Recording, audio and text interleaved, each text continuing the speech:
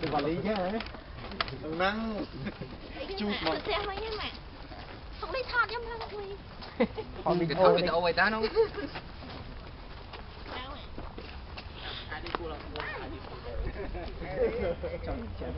bằng tôi lịch đặt mốc lại ở trăm hồi ha đại rồi này tao nó sẽ ăn thêm một cái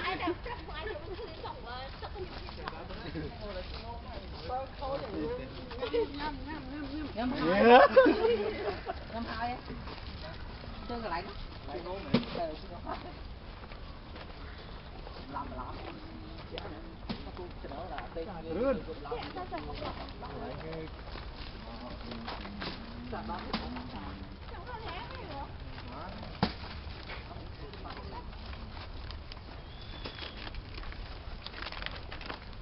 đi cho đây ăn này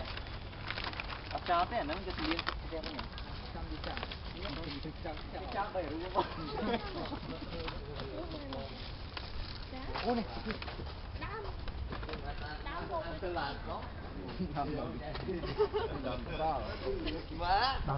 Có học trường đó